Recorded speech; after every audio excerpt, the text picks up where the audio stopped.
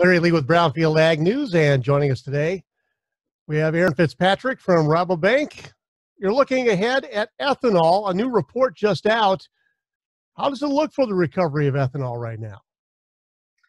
Well, Larry, we were looking at challenging times for the ethanol industry before we even had the pandemic this year. And I think we are a little bit less optimistic of what the recovery is going to look like than USDA is at the moment. So probably for this crop year and even moving into next crop year as we look at the end of this calendar year, probably USDA's numbers that they're using today are our current best case scenarios. As you look ahead, you mentioned that your outlook isn't quite as rosy as USDA's. What areas are you finding some big differences? So, I think looking at kind of the weekly runs of ethanol production, and we are certainly coming back from the lows that we saw of almost down 50% year on year.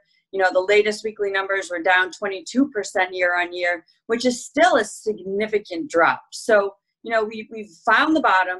People are starting to drive more as the economy opens up, but they're still driving a lot less than they were normally. And, we continue to believe that it's going to be kind of a slow recovery. And that is going to reduce the overall demand for gasoline. And as we know, ethanol is almost one-for-one impacted by gasoline demand. And so, we do see the recovery, but we believe that it's going to be a slower recovery. People are, even some schools in the fall have said they're going to be doing classes at reduced capacity. A lot of employees are going to be working from home even part-time. So that's really the struggle that we see, is just fewer people are going to be driving the normal miles they were driving beforehand. So with COVID-19 and the slower recovery in some regions than in other regions, you might see maybe less demand in those areas. Yes, and I think also if we look at how the ethanol plants are going to recover from this, obviously some of them have come back online, but we're probably going to continue to see some of them producing hand sanitizer, maybe looking at other types of industrial products they can produce. And also there's probably going to be some consolidation within that particular sector. You think with that consolidation, you'll see some plants closing? That's a real possibility. Even before the pandemic, we were looking at, even with more miles driven, we were looking at more efficient cars. We are looking at small refinery exemptions. So overall, the ethanol demand was flat to declining even before this happened. And, without some type of policy or export demand pull from the sector, I think that is a real possibility that we see that occur. So with that in mind, we're probably not going to see much in the line of plant expansions or any new plants going up, will we?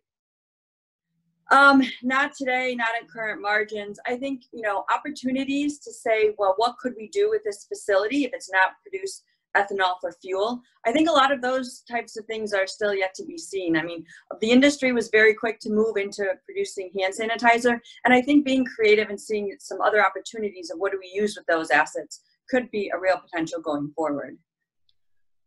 As we talk to the farmers about where their corn is going, should they be concerned about having a decent market for that corn because there's less ethanol going out?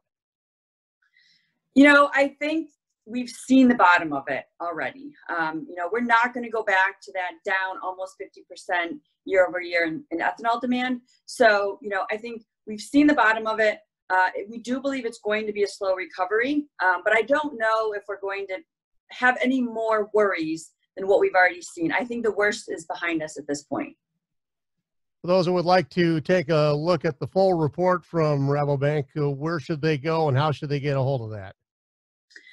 So you can go right to our website, or if you're a farmer out in the field, go to our Rabo AgriFinance website and look for your local banker or your local office and get in touch with us that way.